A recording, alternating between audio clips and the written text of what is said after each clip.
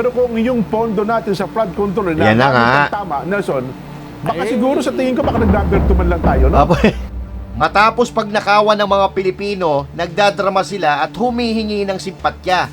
Tulungan daw ninyo ang gobyerno. Sige. Magmahalan tayo. May time ko yun.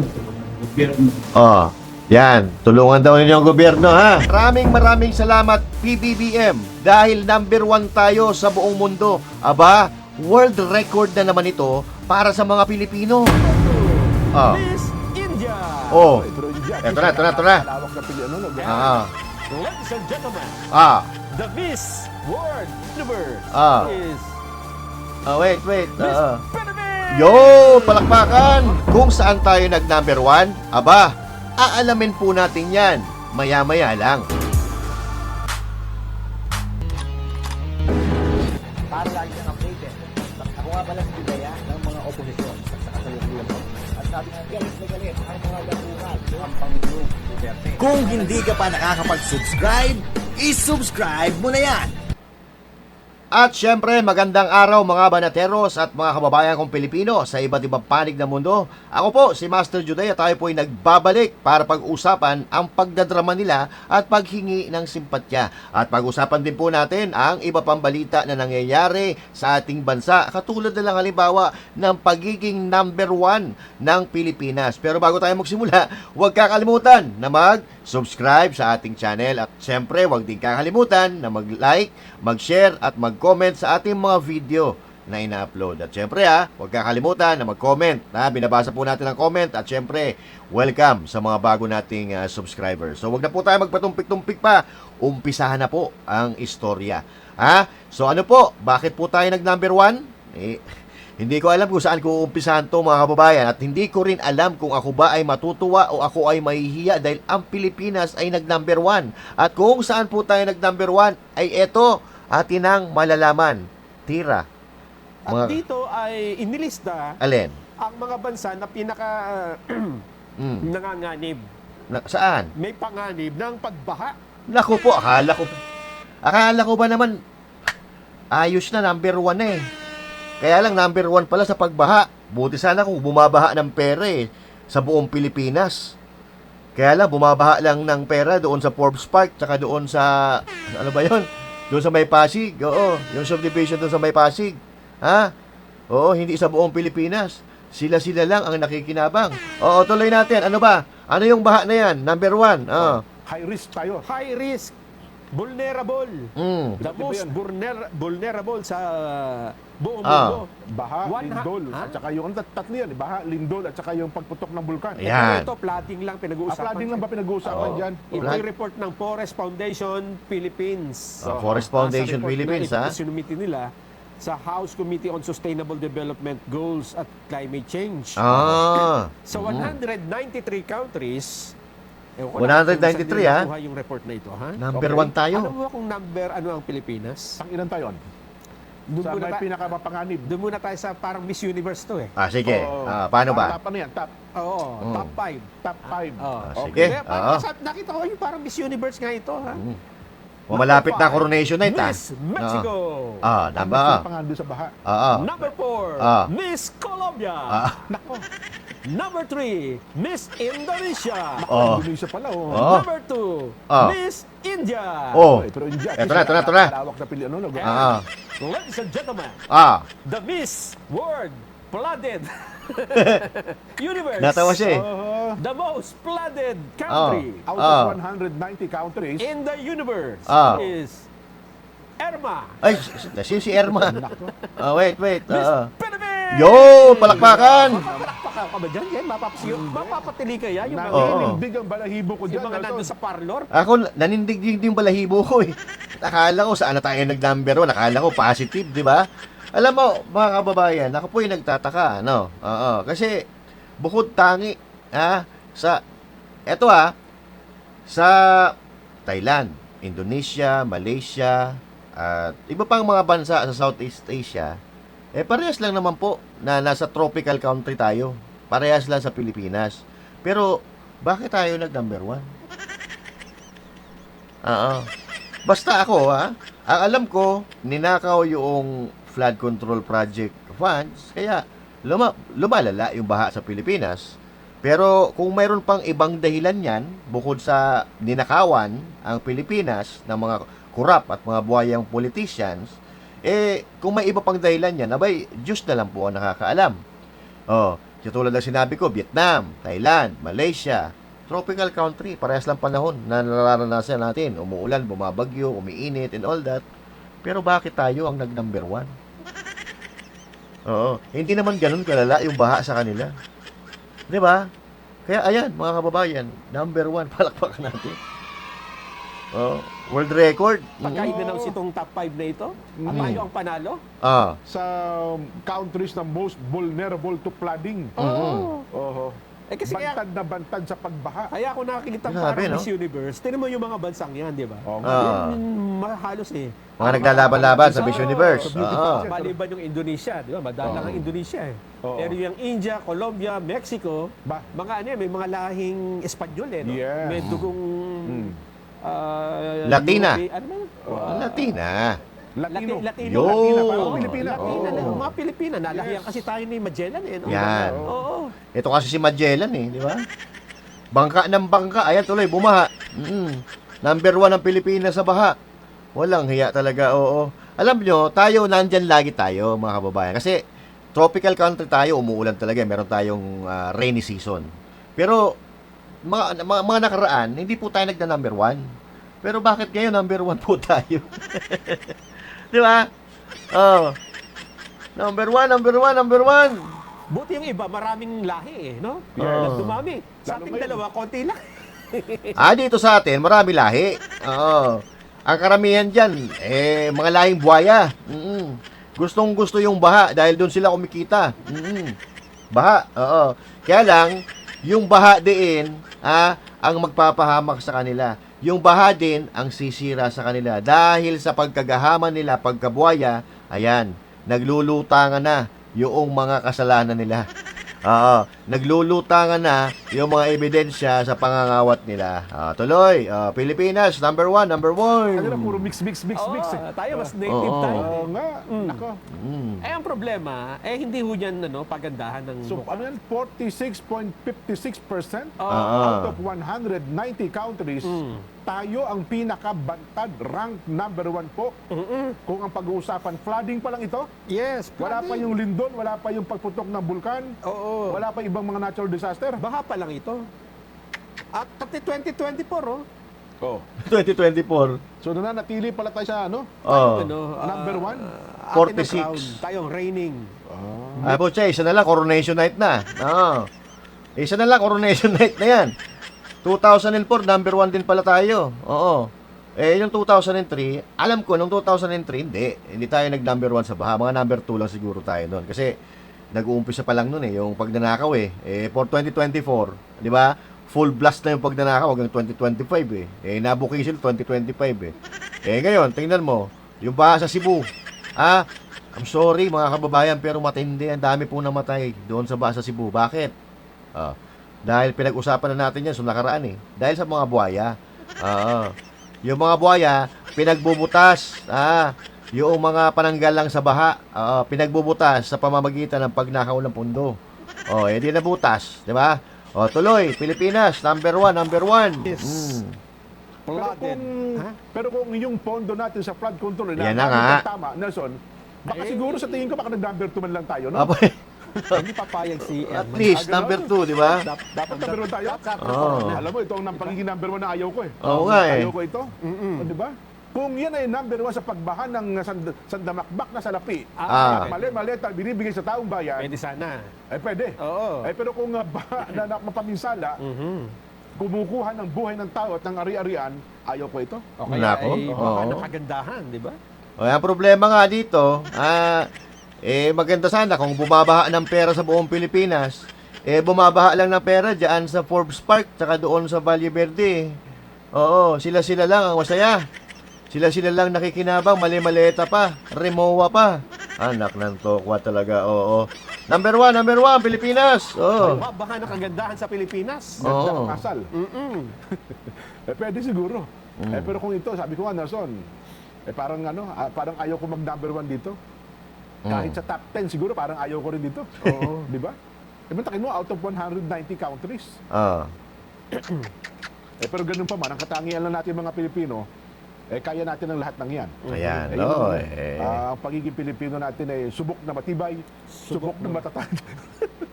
Yan ang problema di ba? Yung pagiging matibay natin, yung pagiging matatag natin, inabuso yan ng mga kawatan kasi di naman nagrereklamo ang mga Pilipino Kaya yan, number 1 ang Pilipinas. Number 1. Di ba? Alam na natin kung bakit, di ba? Di na natin para ulit-ulitin pa yan. Pero kung kayo tatanungin, mga kababayan, sige nga, kung kayo ang tatanungin, ano ba ang dahilan kung bakit tayo ay nag-number 1? Ano ba yung dahilan? I-comment nyo dyan, dahil mas lamang yung may alam. Dahil lahat ng nangyayari po sa mundong ibabaw, may dahilan yan. Kung bakit bumabaha ng husto sa Pilipinas, may dahilan yan. Di ba? Samantalang dito sa Pilipinas, pulo-pulo tayo di ba? Hati-hati, maliliit sa lupa. Nasa 7,000 plus yung isla natin sa Pilipinas. Ibig sabihin, mas malapit ang pagtatapunan natin ng tubig na nagaling sa lupa kasi napapaligiran tayo ng dagat, di ba? So kung maayos sana ang pagkakagawa ng mga flood control projects, daluyan ng mga drainage na yan ng tubig, di sana nabahain ang Pilipinas, di ba? Kaso pinakialaman ng mga kawatan yung pondo ng para sa Pilipinas. Di ba? So tayong mga Pilipino kasi mapagtiis tayo di ba? Mapagtiis tayo na katulad ng mga nangyayari dati na may mga nakawan din dati. Pero dati yung nakawan ay hindi lantaran. Ngayon putang halos gusto nila kunin na lahat. 'Di ba? Kasi ang inaakala nila wala, hindi naman yan, magrereklamo lang naman yan, kinabagahan yan, wala na, makakalimutan din naman nila yan. Ngayon, sa sobrang dami ng kanilang ninakaw, ayaw ng kalimutan ng taong bayan na gusto may mapanagot. Gusto may mapanagot po at may maparusahan, may makulong ng mga kawatan at ang pinaka-importante ay makulong yung mastermind. Yun po, yun pong mga mastermind, yun dapat ang makukulong. Hindi yung mga nautusan lang, yung mga kasabwat lang nila, hindi yun ang gusto natin na makita na sa loob ng kulungan. Kaya ngayon, mga kababayan, kung ano pinagagawa nila, nagdadrama, humihingi ng simpatya, pero wag po tayo maging gullible masyado, Huwag tayo basta-basta maniniwala sa mga pagdadrama nila, na wala namang silang ebidensya pinapakita na maayos yung ginagawa nila. Kasi alam natin, alam din nila, na tayong mga Pilipino, mababa talaga loob natin, mapagkumbaba tayo. Kapag usapang puso ang usapan, marupok tayo dyan, kaya nga ang daming Pilipino naloloko dahil mahabagin tayo, 'di ba? Mabilis tayong maawa. Pero gamitin po natin yung pagiging makaawa natin, maawain natin sa tama, 'di ba? Dapat alam natin kung niloloko tayo or tinatarantado tayo. Pero dapat alam din natin na totoo yung paghingi nila ng pangunawa, dapat alam din natin po 'yan. So dapat alam natin kung kinukuha lang ang simpatya natin para mawala ang galit. Tulad na lang halimbawa nito, mga kababayan. Dapat lights, camera, action. We need to love our country. We need to love our countrymen. Sana sinabi mo yan doon sa mga amo mo, di ba? We need to love our country, we need to love our countrymen, di ba? Mabigat yan sinasabi mo, Kaya lang, dapat sinasabi mo yan, dapat alam mo kung kanino. Hindi mo na dinadaan sa media-media yan. Harapin mo yung pinatutungkulan mo. Hindi yung nagdrama-drama ka pa dyan. Kukunin mo pa yung simpatya ng mga Pilipino. Tuloy. We need to love one another. Sige. Magmahalan tayo. May hirap, may extra. Kung may time kayo, tulungan ng gobyerno. Yan. Tulungan daw ninyo ang gobyerno, Pag may time daw kayo. Tulungan nyo. Kahit ninakawan kayo, tulungan nyo. Kahit may nahirapan kayo, dahil nakalubog sa bahay yung mga bahay ninyo, kahit may nawalang buhay ng kamag-anak nyo dahil sa pangungurakot ng mga politikong ito, tulungan nyo ang gobyerno. Maawa kayo sa gobyerno. Di bali nang yung gobyerno hindi maawa sa inyo, basta maawa naman kayo sa gobyerno. Kayo naman talaga, unfair yung ginagawa nyo. Tumulong kayo. Hindi yung slapan ka, Ah. Tatapos na tinatago mo, hindi Ah. mo share. Sabihin mo yan kay Martin Romualdez. Sabihin mo yan dyan sa amo mo, kay Marcos Jr. Oo, hindi, tinatago yung pera. Sabi nga ni Magalong na bumaliktad na. Hindi ko alam, nabulok na. Yung pera, mali-maleta, hindi na binabangko. Room vault na. Sa kwarto na daw tinatago ang pera. Oo, bakit sa media mo sinasabi? Sabihin mo yun doon sa naggumawa ng ICI na yan. We need love eh. Oh, we need love. Kasi parang Oo. gusto natin maging swapang atin na lahat. Oo. Meron ako ng 3 sapatos, di pa tama nila kaysa sa 5 sapatos. Bakit sa amin mo sinasabi yan? Di ba? Oh. Alam nyo, hindi na uubra yan. Bakit di mo sabihin ng harap-harapan yan kay Marcos Jr., kay Romualdez, na alam naman natin na sila ang tinuturong mastermind sa pangangawat. Wag na po tayong magbulahan. Alam nyo, hindi nyo na makukuha yung ang mga Pilipino sa mga ganyan-ganyan mga kadramahan eh.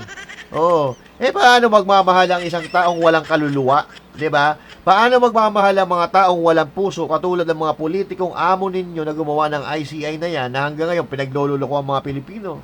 'Di ba? Wala kaming pakialam sa mga pagmamahal ninyo. Dahil wala naman kayo nun eh. Kaya nga kayo andyan dahil sa mga amo ng demonyo. Kaya nga kayo nag-iimbestiga kunyari dahil kinawa sa pangangawat, pandarambong, pagnanakaw sa pondo ng mga Pilipino. Ang kailangan namin hustisya, hindi yung drama. Oy! Oh. Diba?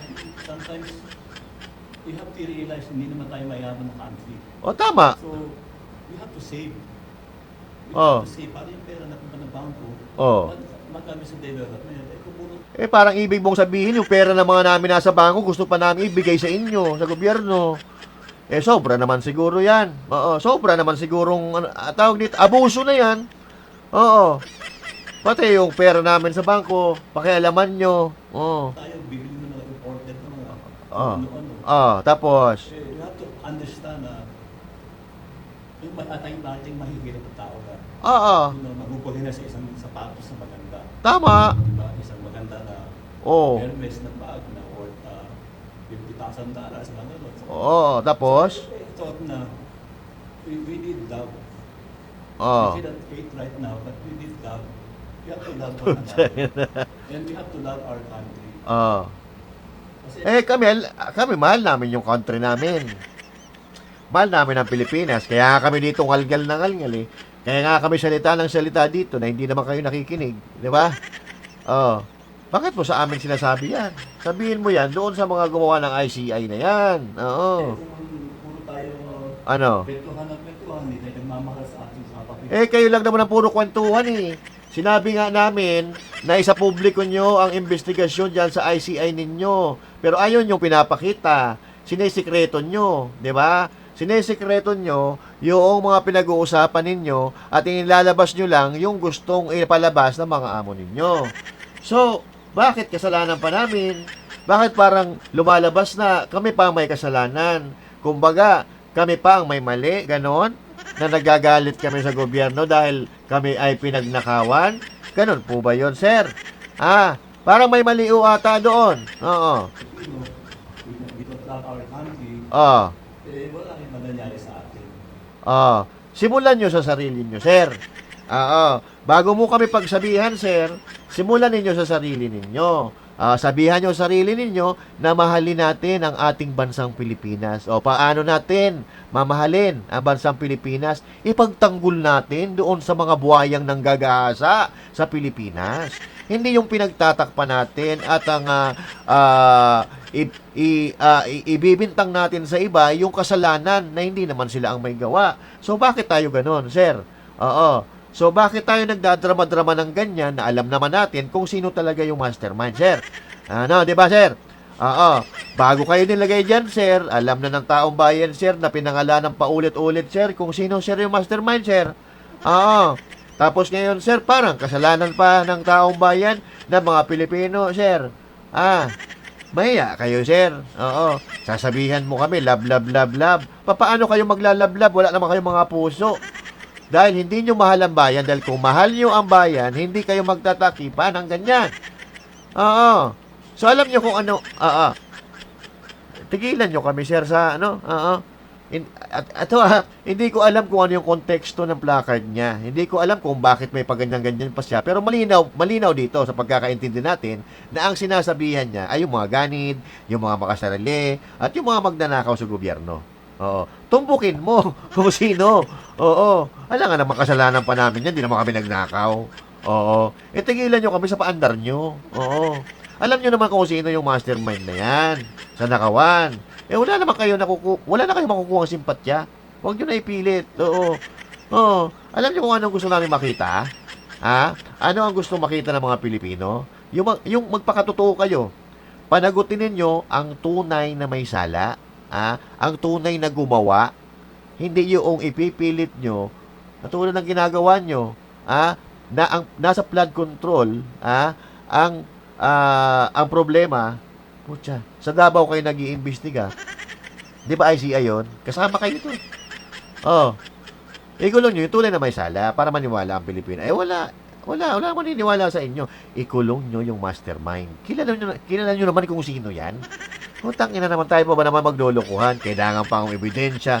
Putya, hindi pa ba ebidensya yung mga perma nila? Yung iba dyan nagbabanal-banalan. Kitang-kita naman sa estado ng pamumuhay nila kung gaano sila kayaman. Sila na may sala, sila pa ang umaakto na parang biktima. Tulad dito. Anak ng toko Ayan. Ano daw, sabi? The Filipino people, I gave you the assurance, I will never betray your trust. Kinang ina. Kikina mo. Sa tuwing nagsasalita ka, Martin Romualdez, lalong nanggagalaiti sa iyo ang mga Pilipino. Alam mo yon? Alam mo yon? Banal-banala ng puta. Oo.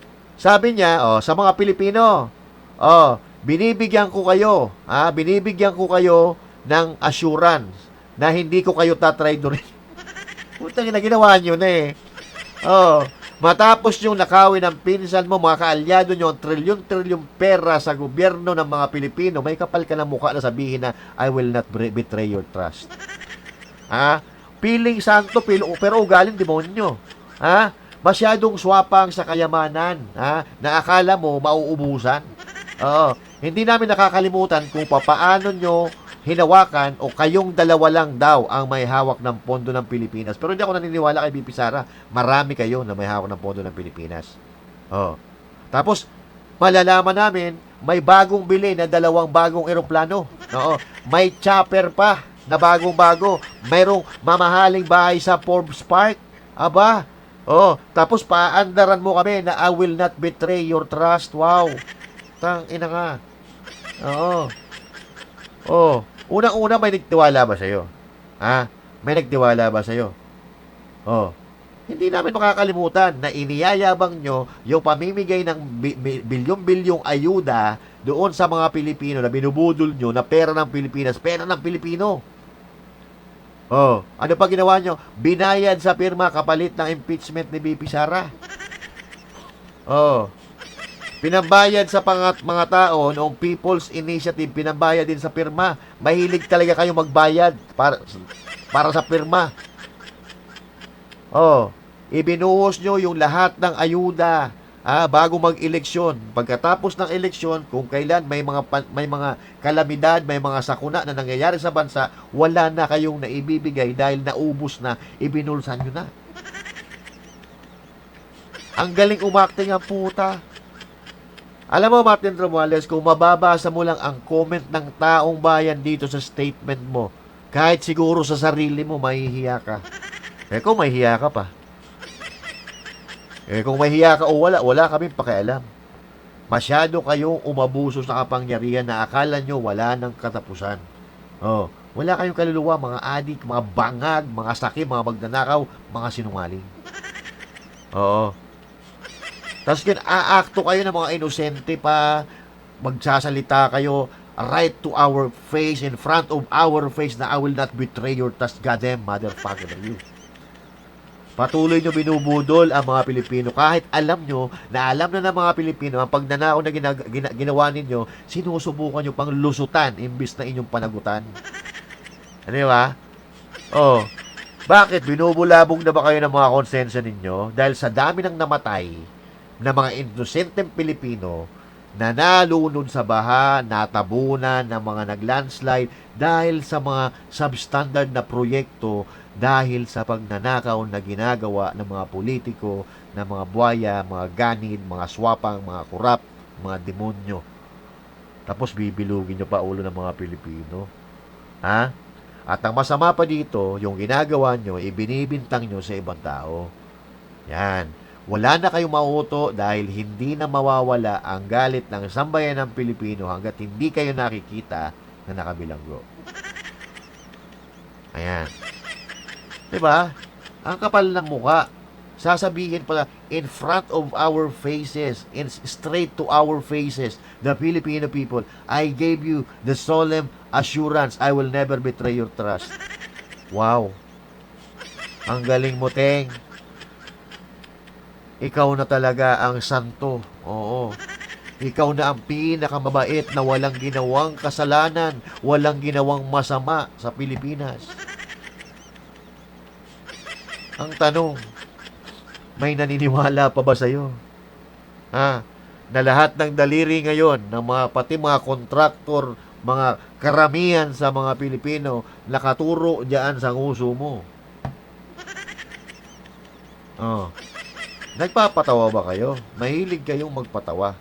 Ngayon, na galit na ang mga Pilipino para kayong mga basang sisiw, nanghihingi ng simpatya, binubudol ang mga Pilipino na kunyari mga santo-santita na walang kasalanang ginawa. 'Di ba? Hindi nyo ba nakikita? Pare-parehas ginagawa nila eh. Si Claire Castro, tulungan nyo naman ang gobyerno dahil lahat naman tayo dito makikinabang. Bansa natin ito. 'Di ba? Ano sinabi noong sa ICI kanina? All we need is love. 'Di ba? Oo. Sabi naman ni Martin Romualdez, I will not betray your trust. Oo. Ano ginagawa nila? Kinukuha nila ang simpatya mo. Kinukuha nila ang simpatya ng mga Pilipino baka sakasakali na mawala ang galit sa puso mo. Pero malabo yan, iho. Dahil sukdulan ng pagnanakaw ang ginawa ninyo na umabot sa punto na wala nang natira para sa mga Pilipino. At tingnan nyo, sunod-sunod ang bagyo, wala kayong maibigay. Sunod-sunod ang lindol, wala kayong maibigay. Ang daming namamatay sa baha, hindi nyo maalalayan dahil wala na, ubos na ang pondo. Hintay na naman ulit tayo na maipasa ang GAA 2026 para may nakawin na naman kayo. Pero hindi napapayag ang mga Pilipino na paulit-ulit yung yurakan, balasubasin ang bansang ito. 'Di ba? Na dapat mas mayaman pa tayo sa mga katabi nating bansa, pero naghihirap tayo dahil sa mga kawatan at mga magnanakaw, ganid, swapang, ambisyoso, tarantado, demonyo, Lucifer na mga katulad ninyo. Hindi nyo masisisi ang mga Pilipino kung murahin kayo mula ulo hanggang paa dahil sa ginawa ninyo sa aming mga Pilipino. Malapit na naman mag-rally. Kaya kinukuha ninyo ang simpatya ng mga Pilipino para may maakay kayo. No. Damage has been done. Totally damaged. Tingnan niyo yung sa Cebu kung paano na wash out ng baha yung mga bahay doon. Bakit? Mababaw yung creek. 'Di ba? Saan napunta yung pondo? Sa bulsa ng mga gahamang politiko. Alright. So yan, mga kababayan, napag-usapan natin, number 1, ang Pilipinas. Oo. Kaya lang, number 1 sa pagbaha. Yun ang problema natin. Oo. Pangalawa, pinag-usapan natin, yung pagdadrama at paghingi ng simpatya, pero wala naman niniwala. At isa pa, pagdadrama ni Martin Romualdez, na lost lalong wala nang maniniwala. Kaya mga Pilipino, ipagdasal natin, na malusutan ng Pilipinas ang pinagdadaanan ng ating bansa ngayon. Sana makabangon ang Pilipinas. At sana may magbangon sa Pilipinas. Yung may tunay na pagmamahal. Dahil kung ito mananatili dyan, ina. Para kang umaasa, para kang umasa na pumuti ang uwak. Pero may puting uwak, Oo. 'Di ba? para kang umasa na mag-snow sa Pilipinas. Ganon. Wala po tayong asahan dyan. Tangina, paulit-ulit na lang yan eh. 3 taon na nga sila dyan. Eh, lalo tayong pinahirapan. Di ba? Yung mga pinaghirapan ni Duterte, nawala, na parang bula. Nabalik na naman tayo sa number 1 pag may bago na naman Pangulo na naupo dyan.